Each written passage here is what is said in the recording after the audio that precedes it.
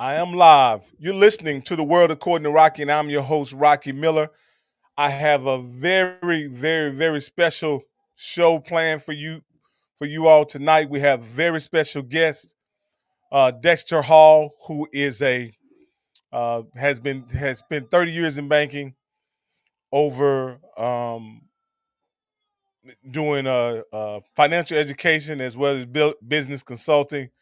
And so, but before then, I want to address something that you see, a ticker that's going on at the bottom of the screen, and it's related to, in our community in McClennan County. It's about getting scheduled for the COVID-19 vaccination. If you would like to get scheduled for the vaccination, text vaccine to the number's gonna come up here in a second because I didn't memorize it. Text vaccine, VACCINE, to 22828. That will put you on the list to receive the vaccine. The next round is distributed in the McClennan County Health District. That's for those that are listening local. We've had a lag in our community with distributing the vaccine, and we need to get as many people vaccinated as possible. That's the only way we're going to be able to snuff out the pandemic, is to ensuring that everybody is protected, or everybody that wants to be protected is protected. All right, let's get to what we came here for. So many of you have heard that there is another round of PPP and EIDL grants available. I don't know the particulars, but I know someone who does.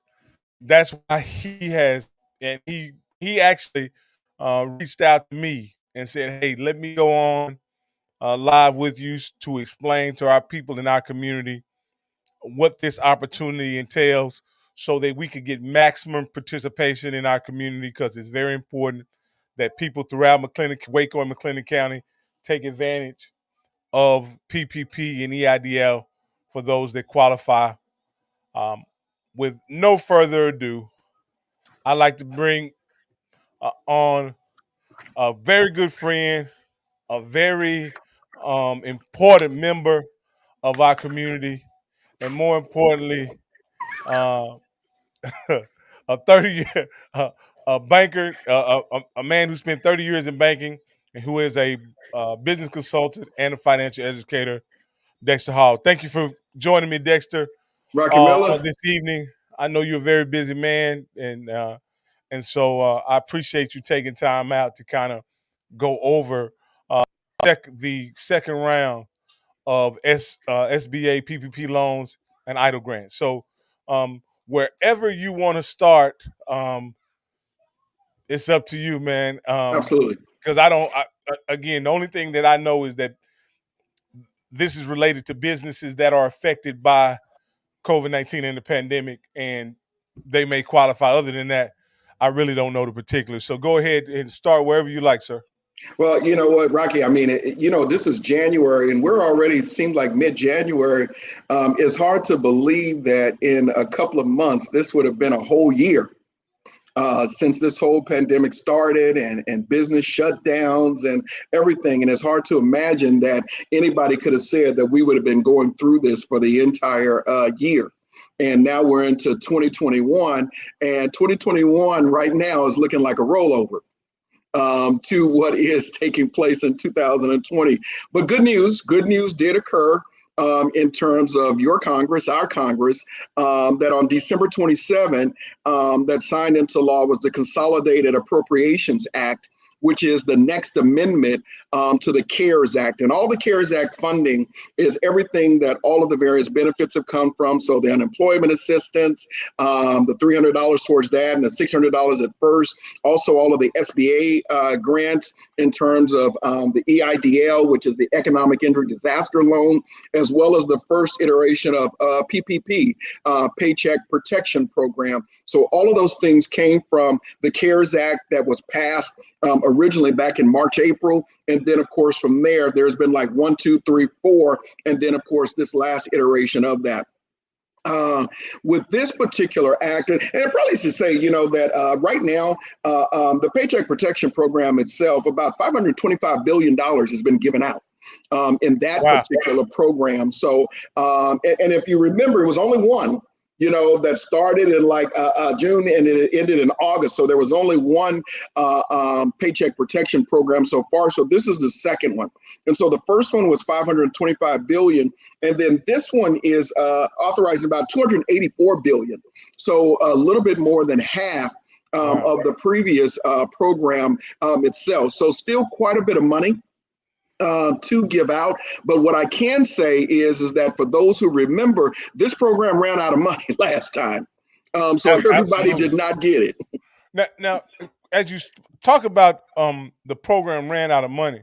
Now, last time, as I remember, there were businesses that were affected by COVID-19 or claimed they were affected by COVID-19 that took advantage of this. Yes. And there was some ethical conflicts of whether or not those businesses should have applied or shouldn't have applied, so on and so forth. Did they put in guidelines to kind of clear that up as far as what would be the criteria for a internationally multi-billion-dollar company applying for these loans, and they're not in financial straits. They just want to restructure their debt or whatever, and use it for Right. that purpose versus using it for disaster recovery or is there Absolutely they did. any guidelines? No, no, absolutely they did. Number one is that they reduced the amount from 10 million to 2 million. So some of our multinational, multi-state businesses, obviously, when they begin to submit their payroll documents, they're over that particular threshold. So that was number one thing that they did. Number two is that they put in different due dates and deadlines and who could apply first.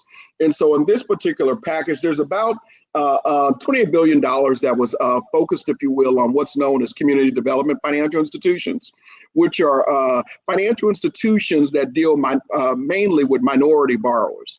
And so Okay. really trying to earmark money towards institutions like that to ensure that people of color, Black and brown business owners, that they are able to apply for those loans. So they put in safeguards such as that. And then, of course, the complete public shaming that you have that's out there. As you saw, many businesses like Wolfgang Chuck, his business, and a couple of others, they ended up paying all that money back because, again, the Ruth Chris was one that I remember also that was in the news. Yeah, yeah. It was unfortunate that several luxury brands Yeah, took advantage of this particular situation, um, and absolutely.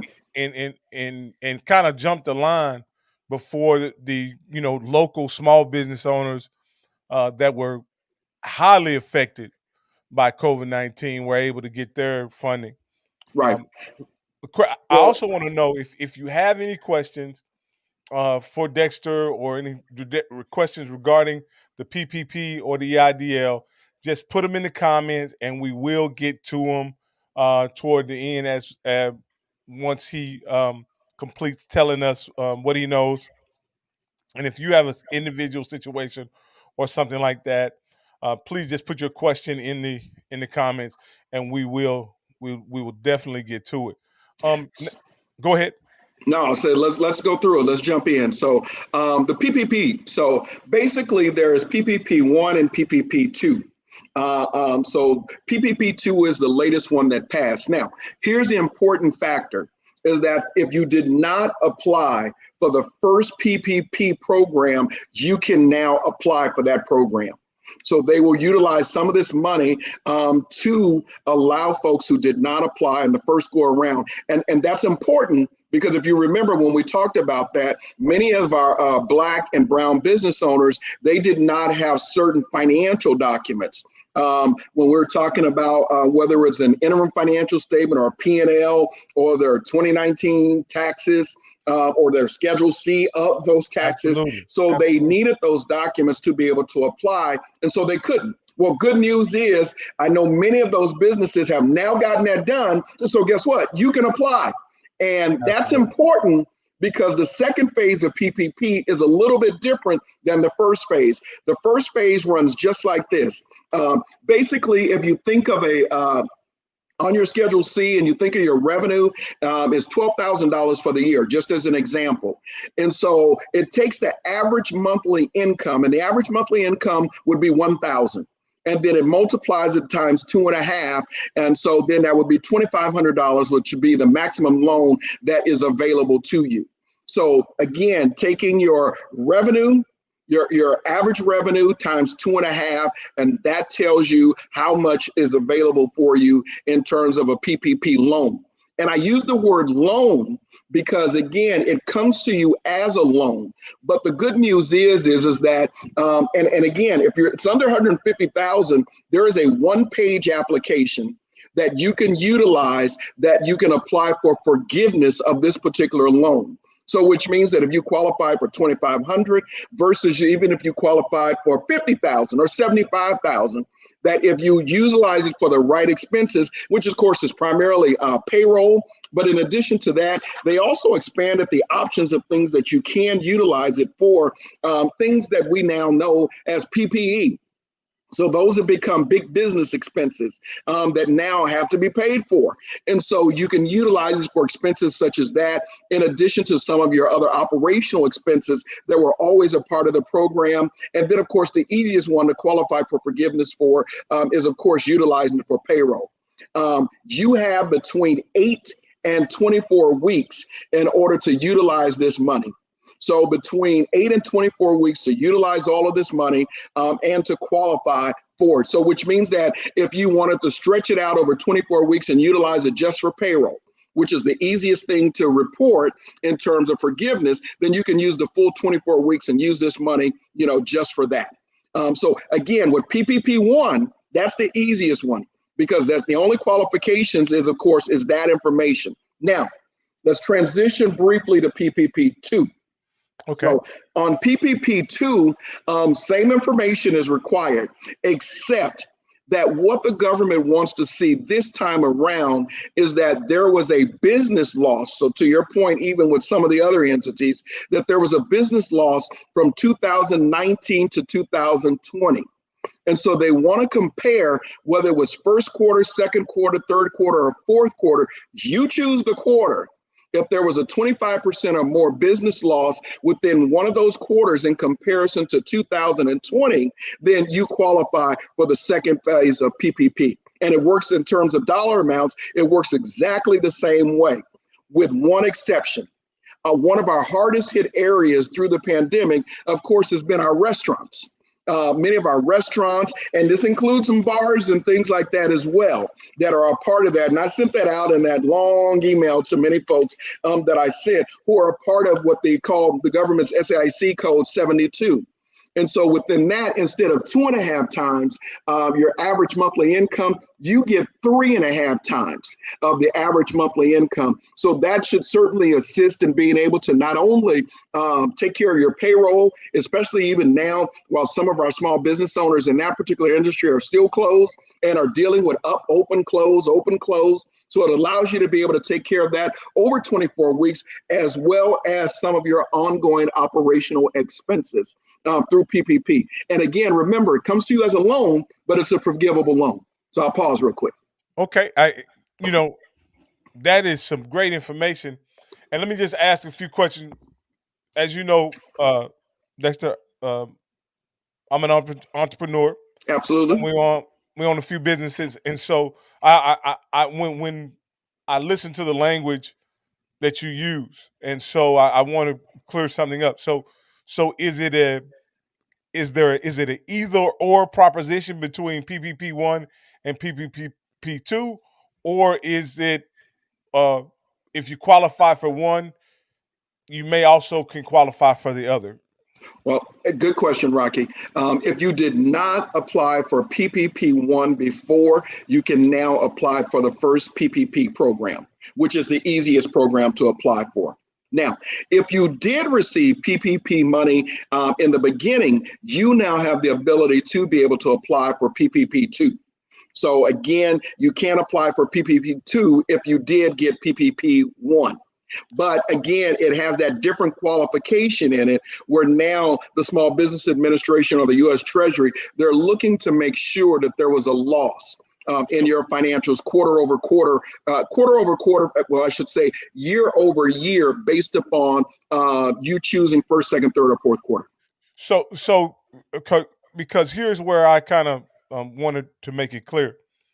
If you receive PPP1 and you submitted financials over a certain period, right? You can't then apply for PPP2 and then use that same period that you used to get PPP1. Do you have to use a different period Nope. or You can, you know? well, it looks at something different. So there's two things that are involved in that. So good question, actually. Two things. Number one, of course, is when we look at the financials or your financial institution who works with you on that, they're trying to figure out what your average monthly payroll is. Mm-hmm. So that's your full financials because PPP1 didn't look at any type of losses or anything like that. So that's one set of documents that's needed. So your financial institution or whoever you're doing it with, and either it's your bank, and we have some other banks too that are available online that you can also do it with. Now, the second phase of PPP2 is the second document is where the government wants to see whether or not there was an actual business loss from Okay. 2019 to 2020. And of course, we know most businesses across America did experience some type of business loss. You choose the quarter. So first quarter or second quarter or third quarter or fourth quarter, wherever there was a loss of 25% or more, that qualifies you for the second phase of PPP.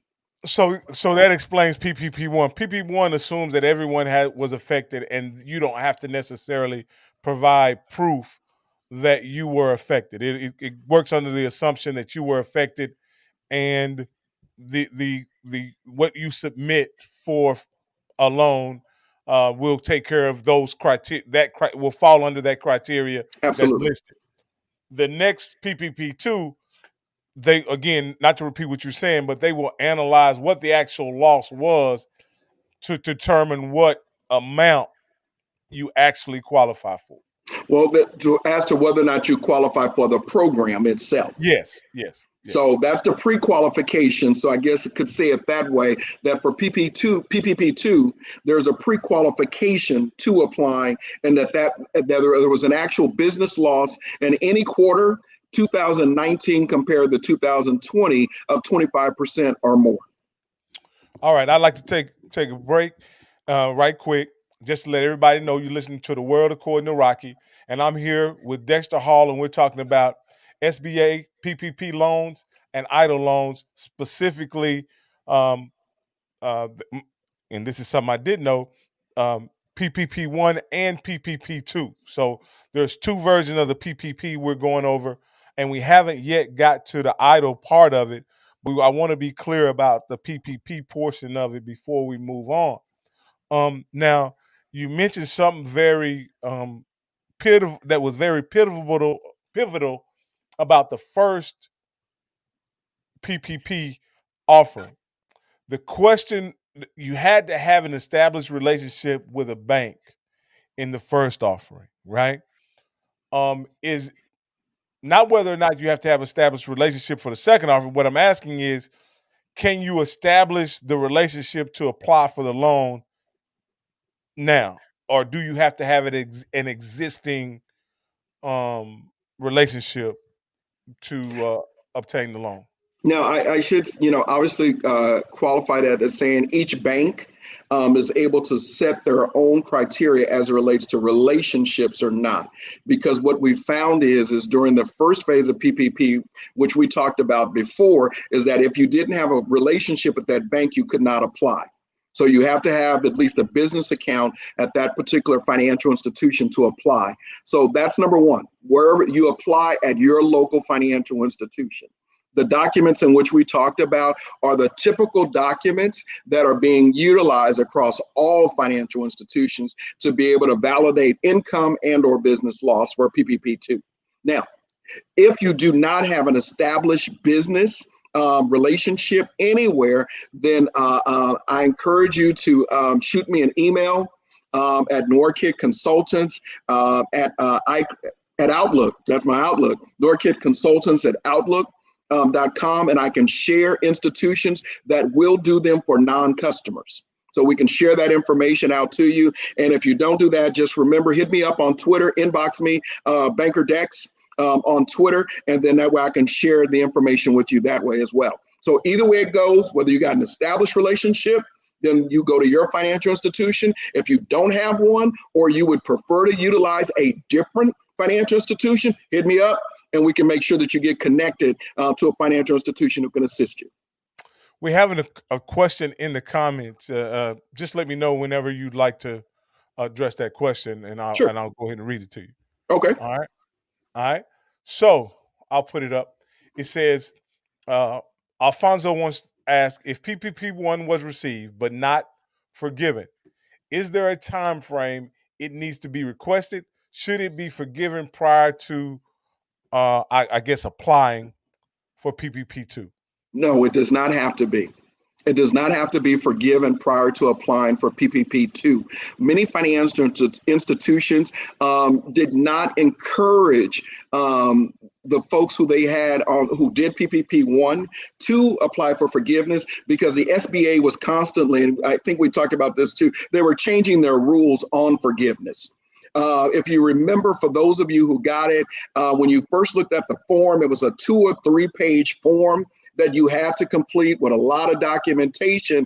And so many financial institutions basically stated, hey, just hold on. They're changing their guidance and let's wait till we see what the last iteration of forgiveness will be. And good news is, and because they knew it was changing and it continued to change, and it changed into a one pager for individuals who receive $150,000 or less.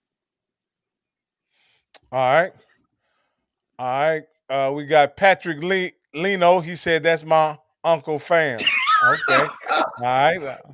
You know, I'm that's a shout out. Thank you, Patrick, for listening. We appreciate it. All right. So that's good to know, Dexter, because one of the things that small businesses in this community through having conversations with them, they were underbanked, Yeah. especially small minority businesses were underbanked. Yep. And since this program ran through those financial institutions, there was nobody they could run to to get the right information right away. And as you well know, time was run. I mean, it was like a run for the border when this money was released, and it was. I mean, it was gobbled up quicker than it was almost like a buffet. Free money. Yeah, and so now one of the things that I had issue with the program Yes, sir. is that people use even when it wasn't forgiven, they used the money to restructure the terms of existing loans. Is that still a possibility with PPP2? With basically with these funds are technically not to be utilized to restructure existing loans. These funds are to be utilized to allow your business to continue to run itself and to continue to maintain. So, for example, what the SBA's guidance is that beyond mortgage interest, which you could pay your mortgage interest with these funds. So not restructure the whole loan, but to pay the mortgage interest. And then it also talks about rent. So if you got rent and no loans, utility payments, and then of course personnel. And then now they've added PPP and other restrictions incurred by COVID, as well as operations. They also included property damage. As we know, there's lots of issues and things that have occurred in America. And so they added property damage to that and supplier cost. So that was another big one. To be able to help you with your supplier costs, because one of the things we found out is that many restaurants, they some of the food and things that they had when we shut down, it was months Yeah, until they reopened. yeah, And so, of course, some things might have still been good, but there were also some things that just were not good, no longer usable. yeah. So they did expand the use.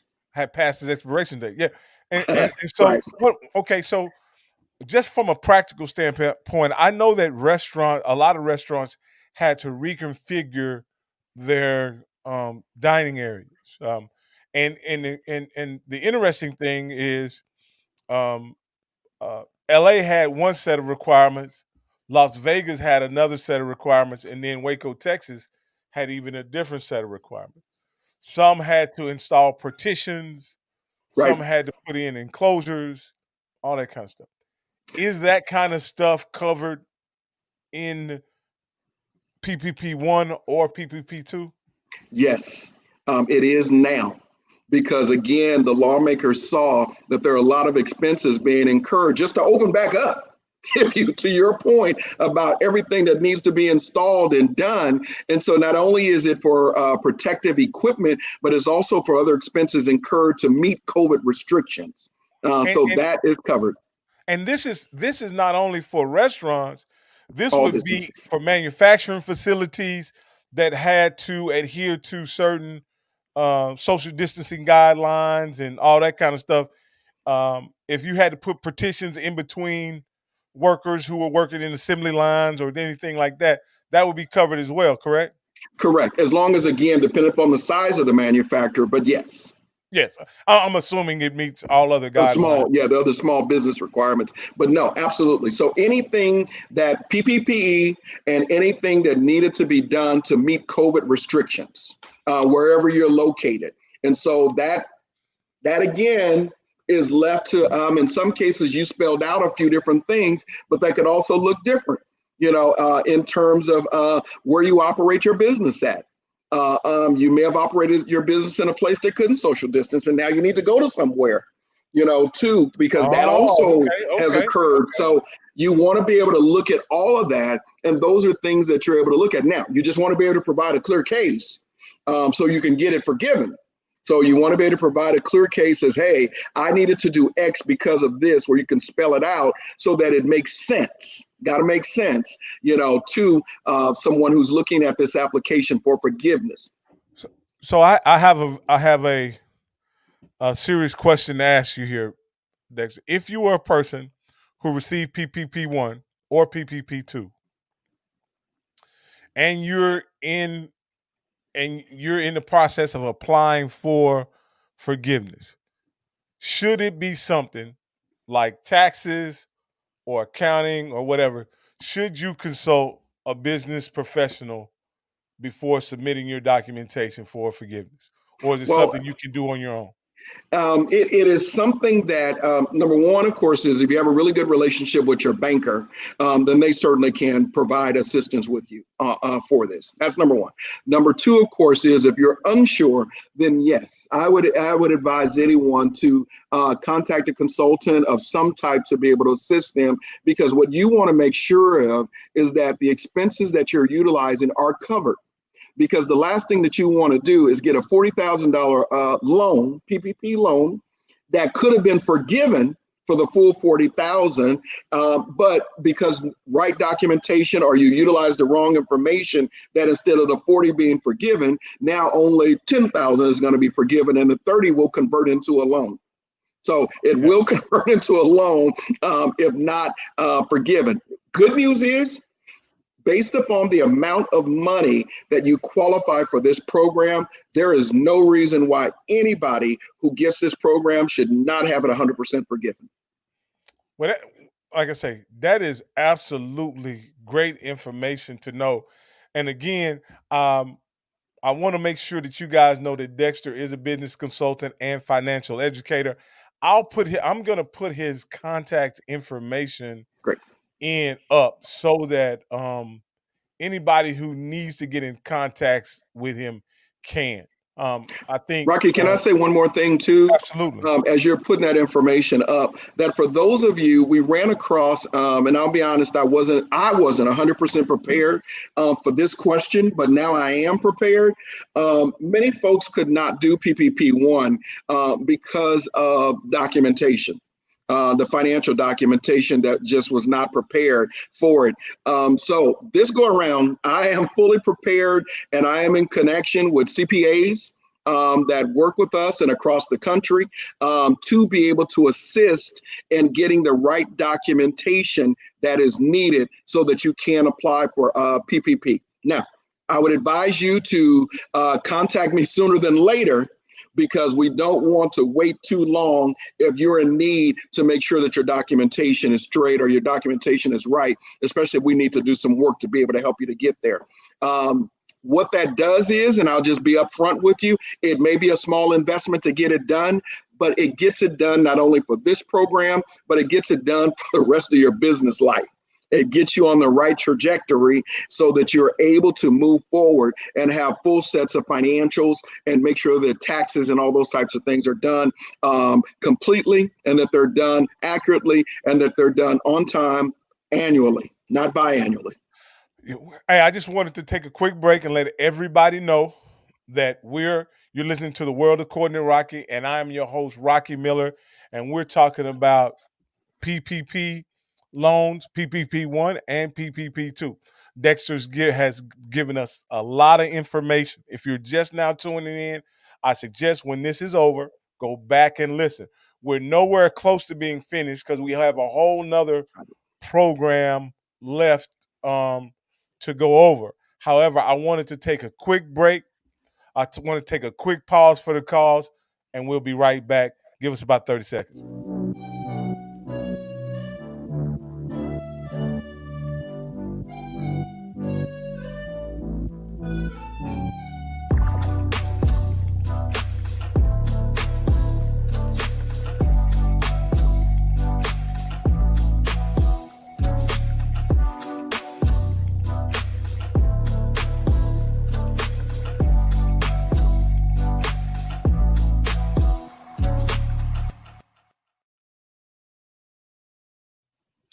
All right, we're back. And that was a commercial from Prosperity Tax Service.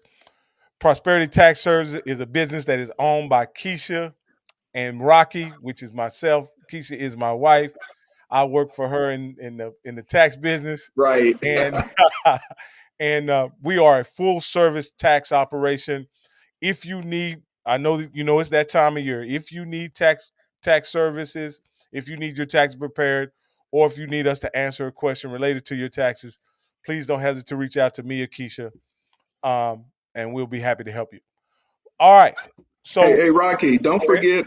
I mean, you guys got another business too that I love as well. But don't forget that we're dropping knowledge for those of you who are on Clubhouse and things like that. Man, it's been amazing. Absolutely. Connecting. And I think one of the great things about Rocky and Prosperity is they're going to do you right. And when I say they're going to do you right, because Rocky's going to go only so far and say, "Hey, no, you need somebody else." So he is going. I heard him dropping that when we were on another set together, and that meant a lot, simply because that means that what you're doing is in the best interest of the people, not the best interest of you just trying to get a check and get people's stuff done. And so that right there was real important, especially in the tax game. Because anybody can put anything together, but it doesn't set you up for success that year and the future years. So, but A- anyway, a- kudos to a- you. Absolutely. Our business philosophy is that we want to service our customers to the best of our ability. And when that service requires something beyond our ability, we're more than happy to let that customer know and tell them they need a higher level of service. That's why when people come to us and need bookkeeping, we have no problem of referring that to other partners in the industry, because that's not a service that we provide. And Right. even if there are more complex tax situations that you need to be represented in tax court or something like that, we'll definitely refer you on to someone else who would be better um, equipped to do that. But we stay in the things that we know very well, which is individual and small business tax returns. We thrive in that area of business, and so we look forward to helping anybody who is in that situation. And again, Keisha is always wants me to uh, mention that we operate within the confines of the law and what is ethical. And so, if there are things that people have heard about or spoke of that, and we may as well talk about it related to PPP and one and PPP two. So, um, Because we we ain't going to just jail. related to the tax. So, so there are a lot of things that people hear uh, via the grapevine that are totally unethical, unfalse, untrue, and simply a lie. Don't care who tell it. So you'll hear anything as it relates to taxes. If you have any questions about taxes, you need to consult a tax professional. Period. Point blank. I don't care if it's a preparer or CPA or someone. You need to talk to somebody in the industry before you move forward with some lame brain scheme to get a bigger return. Now, again, so this is something that we didn't talk about related to PPP, and something that I heard. You mentioned Clubhouse, right? So I've only been on Clubhouse a week or so, and so I went into a entrepreneurship room in Clubhouse, and basically there were people talking about how to scam the PPP loan, or who was entitled to PPP, who should have gotten PPP, so on and so forth. If you didn't have a business before 2021, I mean 2020, February 15th to be exact, then you can't qualify for none of these for, programs. for none of these programs. Your I business should had say to any exist. of these. I'm sorry, let me say it correctly. Hey, we from East Waco, Dexter. We can say anyway. My point is, just speak to that, Dexter, and what kind of peril? Not that it puts the individual in, but the peril that it puts the program in. Well, I think number one, of course, is that legit. Let's just be honest and stuff. You're taking money away from a legitimate small business owner. And in a lot of instances, as we saw with the first phases of PPP, from a minority small business owner, Black and brown folks were largely left out. And even when the money ran out, as people were trying to get their forms together and get their taxes together and everything that was needed, then of course, the money ran out. So you're legitimately taking it away from a legitimate business where that person is utilizing that business to take care of their families. They may also be employing other individuals within the community who are utilizing that paycheck to be able to take care of their individual families. And so now you begin to see that you're impacting not just, I mean, it sounds good. I got my money, but you've impacted a whole community of people in terms of their livelihood. So that business that a person might have been working for years, I mean, because that it takes one good pandemic like we're in to wipe away everything that you've done over the last 10 years, all of your investment and things like that you've made in the business. It's already tough enough for minority small business owners. We didn't need a pandemic for it to be tough. It was already tough. And so And, this just put an exponential on that toughness for us. and I appreciate that you said that the impact of this is not that you get a whole bunch of money that you get to do what you want to with. The impact is that you're taking money out of a business that provides services, that provides jobs in your community, that is more inclined to reinvest in our community. You're taking money from those type of businesses, right? Right. Just to scam. And in that case, not only do you put yourself in peril, potentially up for a fraud case, but you've taken money from somebody who really, really was making a real honest investment in the community, and then depriving them of something that could Uh, have Rocky, I like to been. remind people of this because everybody doesn't know this, and this is just my own example of it. Is that it may not seem anything today because sometimes the wheels of the Internal Revenue Service move slowly, but most folks should be aware that the Small Business Administration reports to the U.S. Treasury. The Internal Revenue Service reports to the U.S. Treasury. If you imagine that one's on the third floor in DC and another's on the fourth floor in DC, they never asked you as to whether or not they could share information, but I don't never known the IRS to ask anybody if you can share information. They And know so what they know. what may seems like you're getting away with today, and Rocky, you know better than I do because you deal with this, but all of a sudden, 1 year, 2 year, 3 years from now, when they're going through these audits, to be able to compare, wait a minute, you were a small business, but you didn't report small business revenue on your tax returns from the same year that you got this money saying you were a small business. Houston, we got a problem. It is just that simple. It may take them a year or two to be able to do it. All I'm saying is, do you want to put yourself in that peril? And now, to Rocky's point a moment ago, you're not just talking about your taxes need to be redone. Now you got to prove that you had a business. And if you can, that's a fraud case. That's just not bad. You got to pay money back for taxes. You now got a fraud case because you can't prove that you were a small business. Yeah, I just hate that people put out that kind of bad information.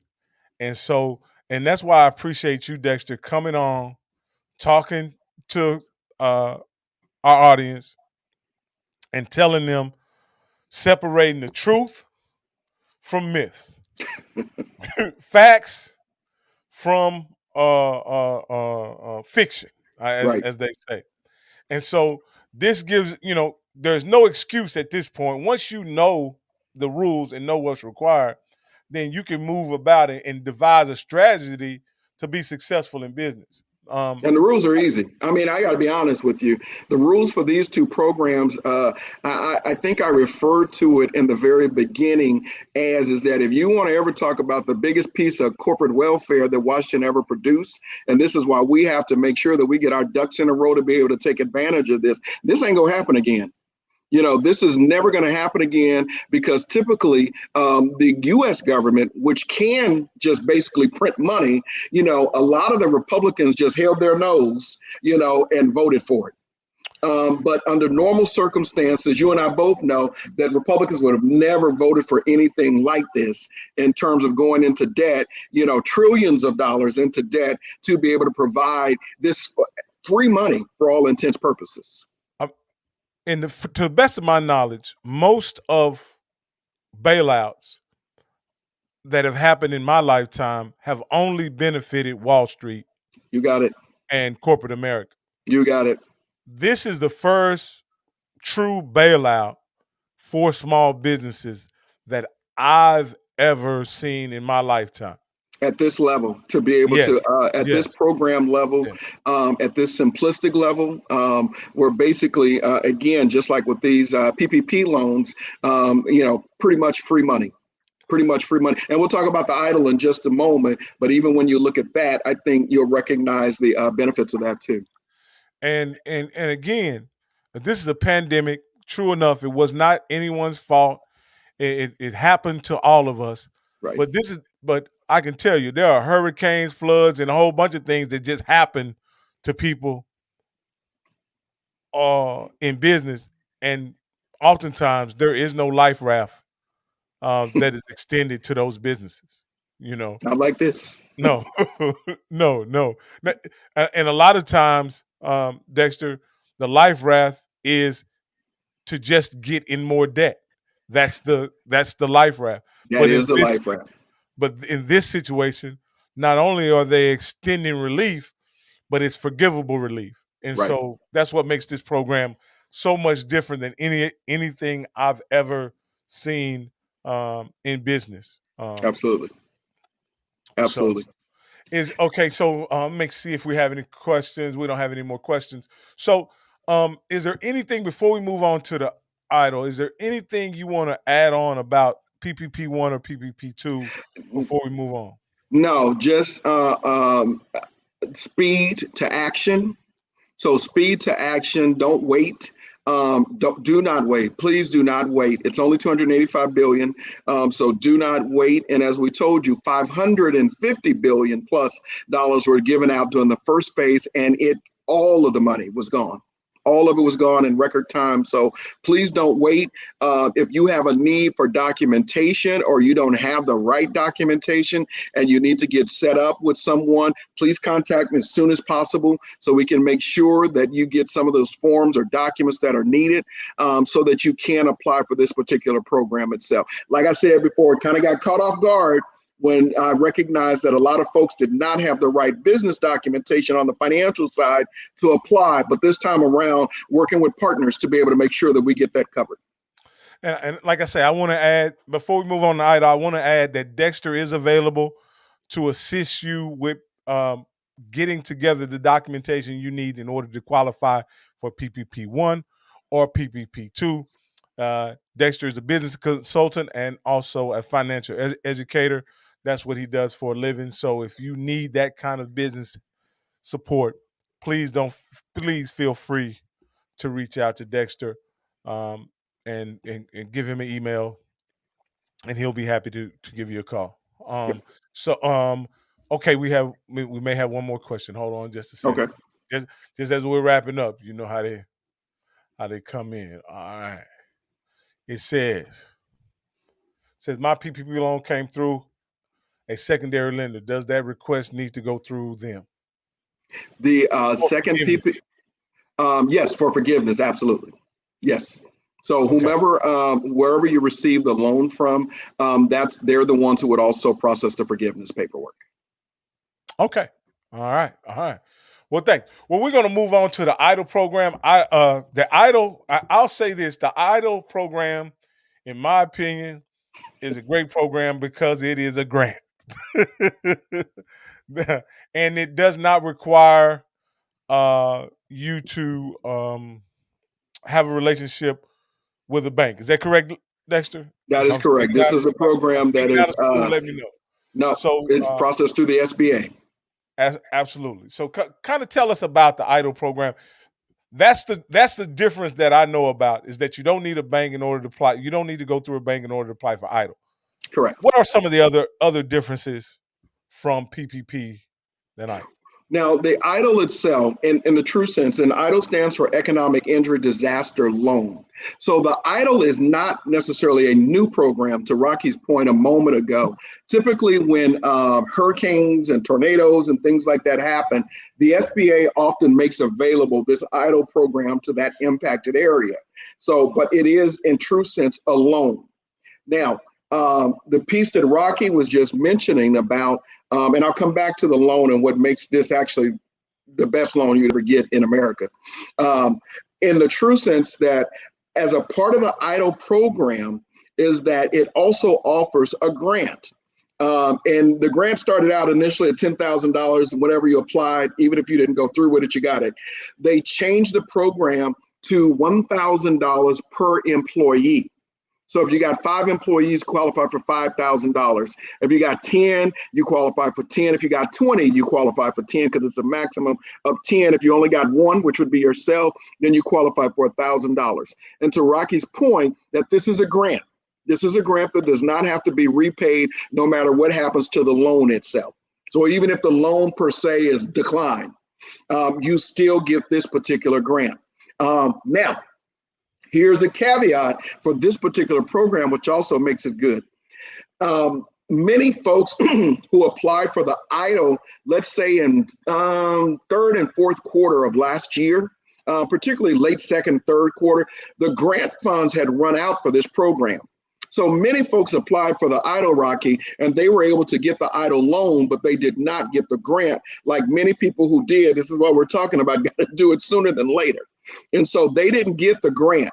Now, with the re-enhanced EIDL 2021, you have the ability, if you applied for the loan program and got it before, you can apply now so that you can just get the grant. You don't have to get another, you can't get it, you don't get another EIDL, but you can go back and get the grant. Exciting. Okay. Awesome. Okay. So let me close that. You apply for the EIDL loan, even if you're turned down for the loan, you still may qualify for the grant. Correct. Okay. And again, so that clears that. See, I had a misunderstanding. I thought the entire program was a grant, but um, but there is a loan that you also now is there related to the loan? Are there specific terms to the loan? Are there fixed terms, or the terms vary? Listen, I've been in banking all my life. My first job out of high school was at a bank. And as you know, I just recently retired from a bank after just a couple of years. And thank you for putting it on the 30 side. That makes me seem a little bit younger than I am. But I just, retired from a bank. But here's the thing. With business lending, typically on business lending, you get a 3-year, 5-year, 7-year. Every now and then you might get a 10-year. but you don't get any time period beyond that because, of course, as a banker, heck, we don't know if you're going to be in business beyond 10, 15 years. This is not like a mortgage or a house where you got to have a place to live. You know, You don't businesses have any grow. real property. No, businesses open and close all the time. And so you don't always get lending terms of that. Now, that's why when this EIDL loan came out, they just tell you, I'm sitting here like, what? They're going to do what? So first of all, the interest rates, and by the way, nonprofits and churches qualify. So if you're on here, ask your church if they've done the PPP and the EIDL. So ask your church, you know, they've been impacted as well. Some of the folks might not have been as good giving offerings during the pandemic. So they might have had impact. Nonprofits, if you associated with a nonprofit, volunteer with one, get services from one. Make sure that they're aware that they qualify for both the EIDL as well as the PPP program. But let's talk. Listen, here's the terms, Rocky. This particular loan itself, the rate for nonprofits and church nonprofits is 2.75%. 2.75% on a That's free business money. loan. That's as close to free money as you'll ever get. For businesses, it's 3.75%. Did I say 3.75? 3.75%. Wow.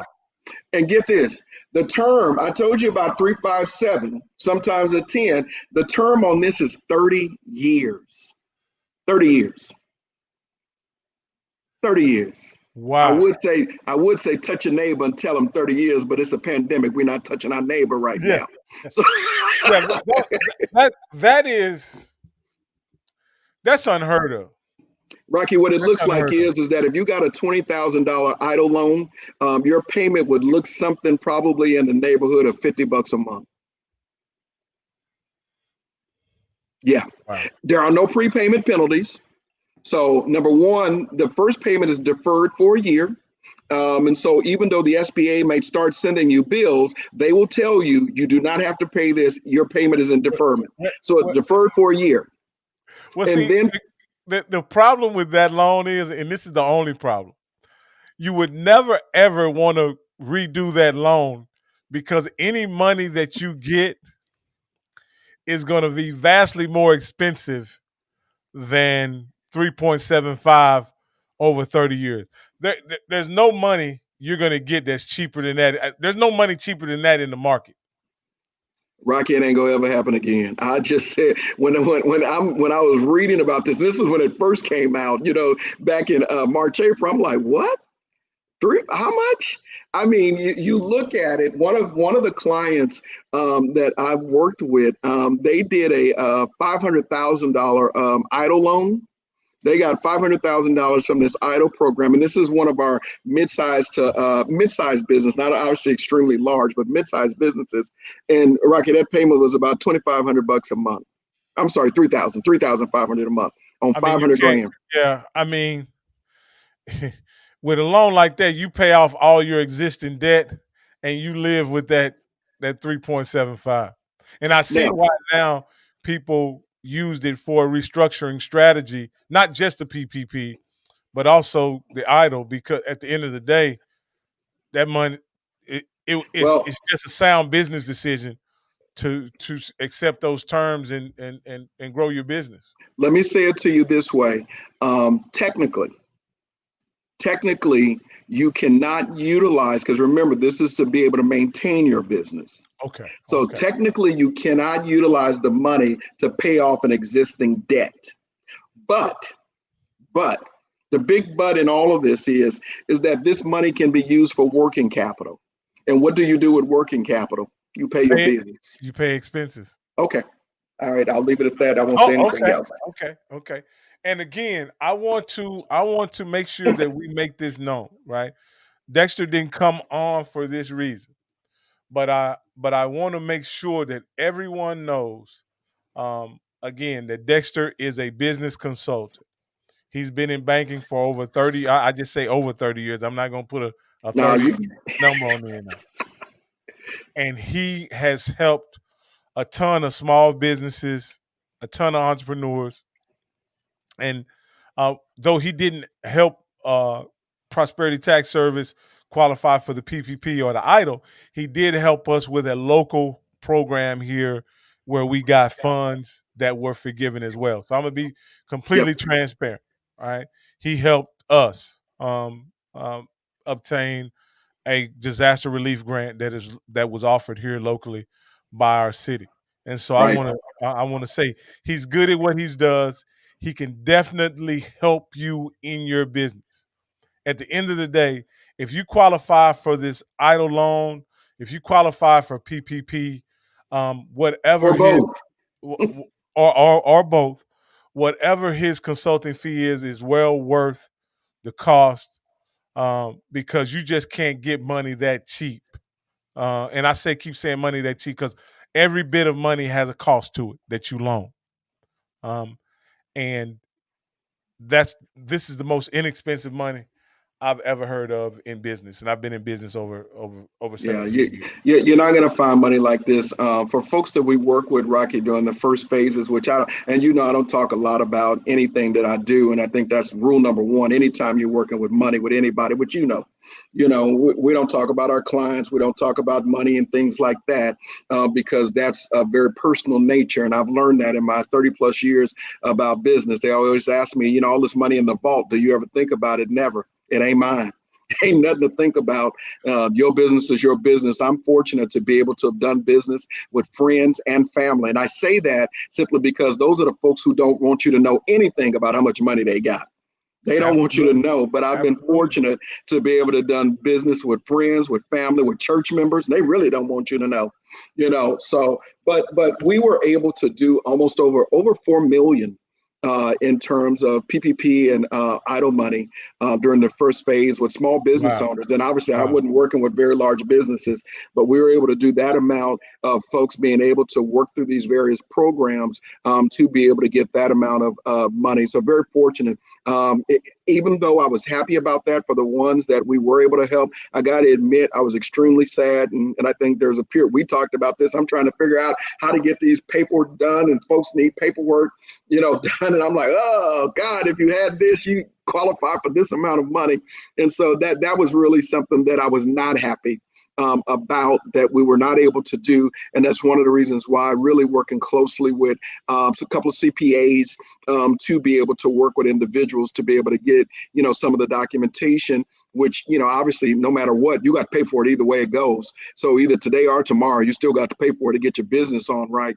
So you might as well try and pay for it today, so that you can apply for some of these programs that are out here providing this free money to you. Free money, free money, free money. I'd also like to pivot here just for a second and talk about our Weibo program, Yep. because you brought up something that was a struggle in our community here when the PPP was rolled out, Idle was rolled out. We we had issues with having the right business structure, having the right documentation, just having the right information to even qualify for some of these loans. And I want to say that Weibo is a program that if you are in business or if you have a business idea, is a program that would allow you to obtain the training and the knowledge to allow you to operate in business and allow you to be profitable sooner rather than later, making sure that you know how to keep the documentation you need, not necessarily to qualify for PPP and EIDL, but so that you keep your business in order, and so that you know how to, about cost analysis and cash flow and all those kind of things, that if you stay on top of your business from that standpoint, then when Dexter asks you for those documents or whatever, they're not so painstaking to produce because it's part of the everyday business, the everyday operations of your business. And Weibo can teach you and show you how to do that. Weibo stands for Workshop and Business Opportunity. It's a peer to peer. It is a peer to peer learning program that allows you to work on your individual business while going through this 10-week workshop. If you are interested in getting this kind of training so that when these opportunities come around, whether it be with PPP, EIDL, whether it's going to getting a traditional loan Right. from a financial institution, And there are some other financial institutions that are coming on board in our community that will offer more opportunities to small businesses. But at the end of the day, all the documentation is the same, and you need to have that ready and available and accurate Right. in order to Right. obtain the funding that you need. So that's just one aspect of Weibo that is very important, that will get you on the path to having a profitable business sooner rather than later. We'll start our next Weibo cohort. Will start February the 23rd. Registration ends on February the 16th. I haven't formally asked Dexter to be a discussion leader for one of our modules. He has volunteered in the past, and so I'm pretty sure he's going to do it again. But it is a great program that will allow people in our community to develop in business. It's not this now. I want to say this: Weibo is not just for Black people, not just for women, not just for anybody. It's for anybody with a business idea and anybody who wants to who is already in business. However, the people that benefit the most are women and minorities. Those who people who will benefit the most. That's who the program historically has helped. This program has been been in operation for over 50 years. It started by Walter Geyer in Harlem, and it spread all over communities, all over the United States. And so we have. It was originally hosted by City Center Waco, and the East Waco Empowerment Project, which is ran by Keisha and I, have taken over the program, and now we are the affiliate license holder, and we offer the program now in our community. So if you are an entrepreneur and you have a business or a business idea, we'd love to enroll you in this 10-week program to allow you to become a entrepreneur that will see profits sooner rather than later. I had to add that. I had to plug. No, I think it's important, and especially I would probably do a special shout out to a call out to what I call newpreneurs. Okay, Um, okay, because it really does provide structured training before you start investing real dollars and absolutely. potentially That is another losing aspect real of it. dollars, knowing what you need to do from the onset of starting your business, of getting your business great. So this is a awesome opportunity to be able to go through all of the varying stages of business. And I'll just put it in that way of business because Rocky, you hit on something even when, and shout out to the city of Waco as well as McLennan County, because this didn't happen in every community in America. But in this community in America, working with folks in the city and in the county, they saw a need. We shared a need. They saw a need, and they were to put the program together, the Small Business Recovery Program. And Rocky, even in that program, which I did, work in, was saddened too that we couldn't help many minority business owners simply because of business documentation. You, They didn't have the right ownership documents, that were there. And we didn't even spread income. We didn't spread income in this one. So it was a little bit well, different. But I know me and you spoke, and you were able to help me and Keisha and get that small business recovery grant, and you were able to help us, and and we had our struggles uh, as well. you can overcome them. However, um, I was encouraged because there was the city, the city council, the city management. They rolled out a program Yep. to help businesses who may not have been had access to PPP and EIDL. You And got it. I know you didn't weren't able to help as many people as you would have wanted to help, but the people that you did help, I can truly say probably had no other place to go It's good. for funding. And with that being the situation, it was a I cannot do anything but give kudos Awesome. and to our city and McLennan County for seeing a need and addressing the need and helping who they were able to help Correct. based on because they had criteria that they had to meet because again that was the people's money, that wasn't individuals money, that was the people's money. And so they had to make sure that the businesses that they gave the money to Legit. right? Met a certain criteria. And I totally understand that. But again, next time, more people will know. We can only Absolutely. do our part to make sure the information is out there, to make sure, like I say, for us, um, uh, it was different because they asked for so much information. It wasn't that we didn't have it, but it was just It was the a different. It was yeah, different. yeah, it was just the Getting quantity money, of I information. think, you placed it right, and I said it to a lot of people.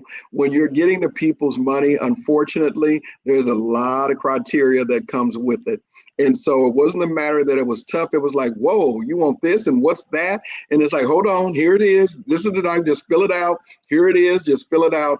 And kudos to many entrepreneurs within our city, in particular our minority entrepreneurs who actually did go through the process and were able, to your point, to receive funds from that particular process itself. What I will say, that was a grant program.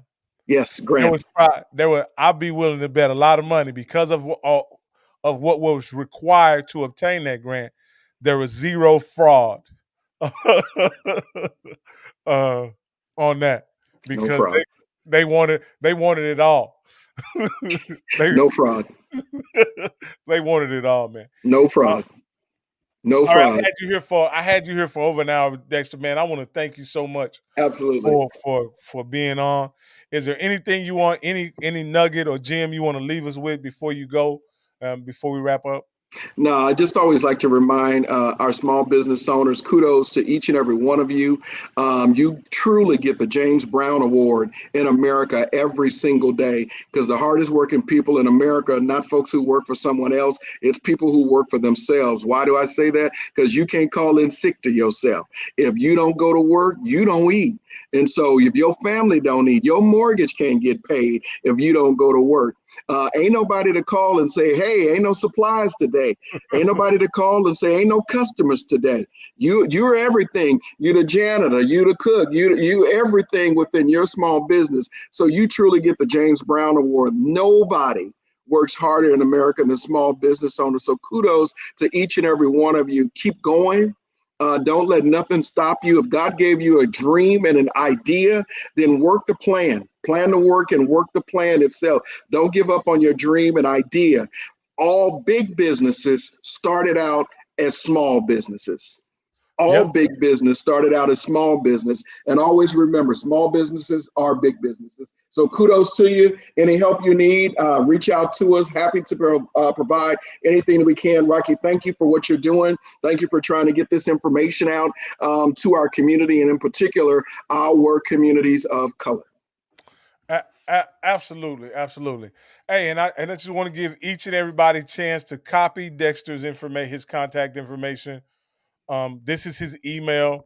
He I didn't put his socials on here, but you can tell him your socials again if you want. Basically, my Twitter handle is Banker Dex. So you can inbox me on Twitter if you're a Twitter at Banker Dex, and I can respond to that as well. Okay. So yeah, Dexter, again, I want to thank you, man, for everything. Again, if you need help, by all means, reach out to Dexter, man. We got a question, right? You know how we always gonna get one last question Absolutely. before. So let's go ahead and put it up.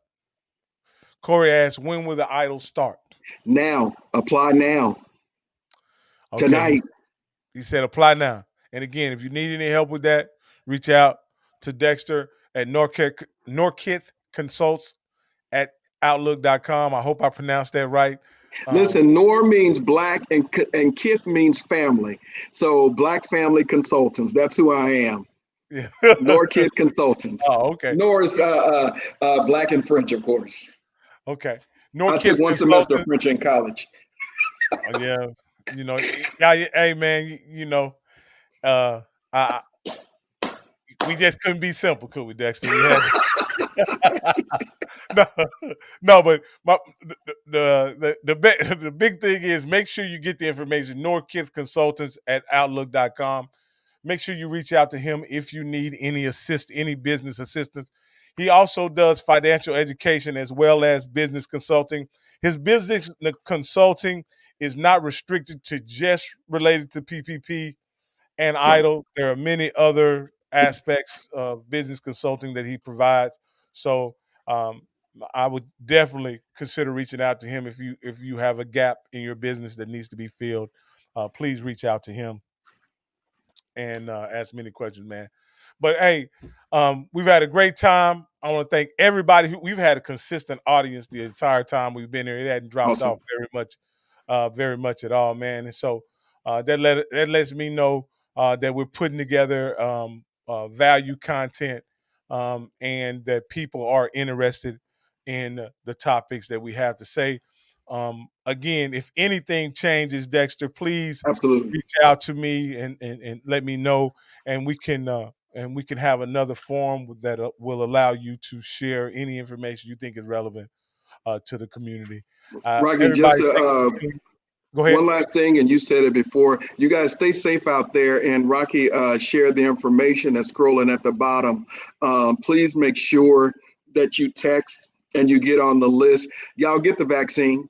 You will have no problems with the flu vaccine or anything else, and it's made by some of these same companies. The flu vaccine is made by the same companies that this COVID-19 vaccine is coming from. So it's not a new company. Wasn't somebody that just started. Moderna and Pfizer are well-oiled machines, if you will, in terms of their business. So they make the other and a whole lot of other medicines that you take with no problem. So So let's. since you brought it up, I wasn't gonna preach about it, Dexter, but since you brought it up, I'm right? sorry. But I'm no, sorry. oh, so I went and got the vaccine today, and so when I went there to go and get the vaccine, I was really surprised at the great number of people that were there. I was happy to see that there were a lot of people there getting the vaccine. Unfortunately, when I looked at the demographics of the people who were receiving the vaccine, it was not people that looked like me. And that's that. And again, maybe they had a different time that they scheduled, so on and so forth. I hope that wasn't the case. But we must, everybody, if you're able to uh, anybody can text vaccine to 22828 and get on the list. It's imperative that the only way this will end is when we're all protected Right. from the vaccine. The vaccine essentially a coronavirus condom. It protects you from getting infected from the coronavirus. Strap it up. I know we all again, I know we all have our fears of needles and the government is trying to kill us all and they're injecting all kind of stuff in us. But when you go to the doctor, you don't do an investigation on the medicine that come out that bottle. We take the medicine because they say that's what's in the best interest of us. We trust the doctors. In this case, we have to trust medicine, we have to trust science. I know in the black community there is some skepticism. We've been taken advantage of. We've been violated through the medicine and science. I completely understand that. But we must accept that this is a new day. We must accept that the people who helped develop this vaccine were black. Some of those people were black. The lead scientist was a black female. Some of the people who helped manufacture and produce this vaccine is black. We're not living in a era where black people are not involved in the production and the manufacturing of what we put in our body. We're involved in every aspect of science, culture, and everything. So please go out there and get vaccinated. It's the only hope we got to end this pandemic. It's our best shot, I'll tell you that, to end this pandemic. I'll leave on that. Much love, and we out. All right.